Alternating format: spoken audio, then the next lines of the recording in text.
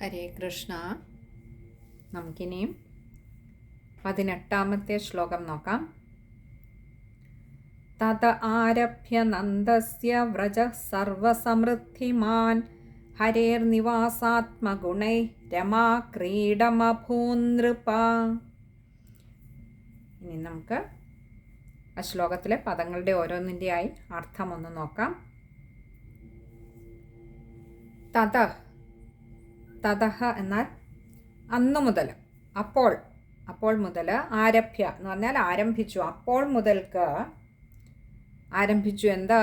നന്ദസ്യ വ്രജ സർവസമൃദ്ധിമാൻ. നന്ദസ്യ നന്ദഗോപരുടെ, വ്രജ എന്നാൽ ആ വ്രജം, ആ ഗോകുലം, സർവസമൃദ്ധിമാൻ എല്ലാ ഐശ്വര്യങ്ങളും എല്ലാവിധത്തിലുള്ള സമൃദ്ധികളും നിറഞ്ഞതായി. അന്നു മുതൽ ആരംഭിച്ചു എന്ന് പറഞ്ഞാൽ ഭഗവാന്റെ ജനനം മുതൽക്ക് തന്നെ ആരംഭിച്ചു. എന്ത്? നന്ദഗോപരുടെ ഗോകുലത്തിലാകെ എല്ലാവിധത്തിലുള്ള ഐശ്വര്യങ്ങളും അങ്ങനെ നിറഞ്ഞു തുളുമ്പാൻ ആരംഭിച്ചു. കാരണം ഹരേർ നിവാസാത്മഗുണൈ രമാക്രീഡമഭൂനൃപ. ഹരേഹേ നിവാസാത്മഗുണൈഹി, ഇങ്ങനെ രണ്ട് വാക്കുകൾ ചേരുന്നതാണ് ഹരേർ നിവാസാത്മഗുണൈഹി.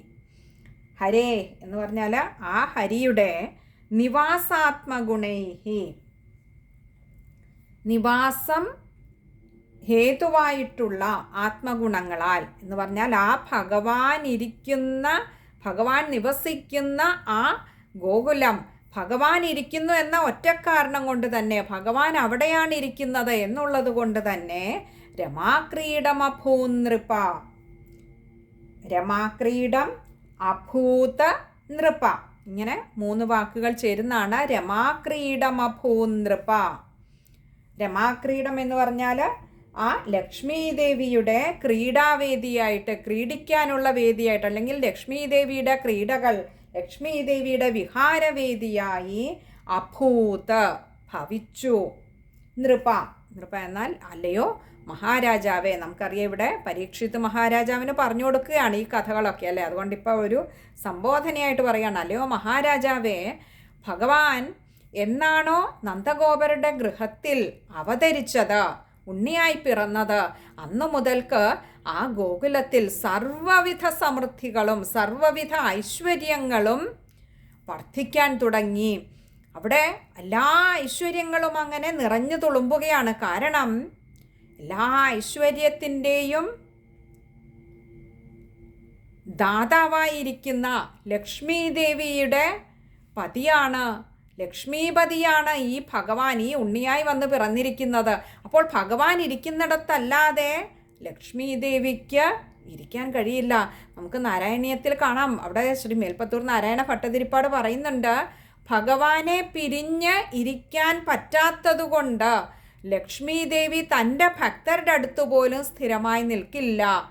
ലക്ഷ്മി ദേവി അതുകൊണ്ട് തന്നെ ചപല എന്നറിയപ്പെടാറുണ്ട് അത്രേ. തൻ്റെ ഏറ്റവും പ്രിയപ്പെട്ട ഭക്തരാണേലും ലക്ഷ്മി ദേവി അവിടെ സ്ഥിരമായി നിൽക്കില്ല, എളുപ്പം തിരികെ വരും അത്ര. ഒന്ന് കടാക്ഷിച്ചിട്ട് ഇങ്ങോട്ട് പോരും. ഭഗവാന്റെ അടുത്ത് നിന്നും വിട്ടു നിൽക്കാൻ ലക്ഷ്മി ദേവിക്ക് കഴിയില്ല അത്രേ. അങ്ങനെയെങ്കിൽ ഇവിടെ സാക്ഷാൽ ഉണ്ണിക്കണ്ണൻ ഇതാ ഇവിടെ പിറന്നിരിക്കുകയാണ്. ആ സാക്ഷാൽ ഭഗവാൻ വൈകുണ്ഠനാഥനാണ് ഇവിടെ പിറന്നിരിക്കുന്നത്.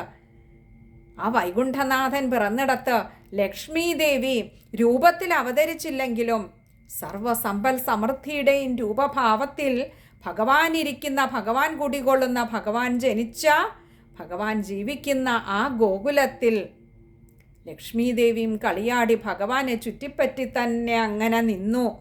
അഥവാ ഭഗവാനോടൊപ്പം ആ ലക്ഷ്മി ദേവിയും അവിടെ നന്ദഗൃഹത്തിൽ, ആ ഗോകുലത്തിൽ അവതരിക്കുകയായിരുന്നു. ഭഗവാന്റെ ജന്മം കൊണ്ട് ഭഗവാൻ അവതരിച്ചതോടുകൂടി അവിടെ അങ്ങനെ ഐശ്വര്യങ്ങൾക്ക്, അല്ലെങ്കിൽ ഒന്നിനും ഒരു കുറവില്ലാതെ എല്ലാം അങ്ങനെ വേണ്ടതിലേറെ അങ്ങനെ ഉണ്ടാവുന്ന ഒരവസ്ഥ ഗ്രാമവാസികൾക്കാകട്ടെ നന്ദഗോപർക്കാവട്ടെ എല്ലായിടത്തും സർവസമ്പൽ സമൃദ്ധിയും കളിയാടുകയാണ്.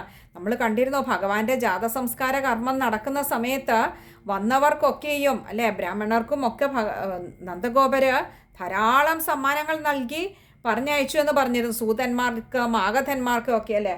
അവിടെ നമ്മൾ പ്രത്യേകം കണ്ടിരുന്നു 2 ലക്ഷത്തോളം പശുക്കളെയാണ്, അതും സ്വർണം കെട്ടിയ പശുക്കളെയൊക്കെയാണ് ദാനം ചെയ്തതെന്ന് പറഞ്ഞിരുന്നു.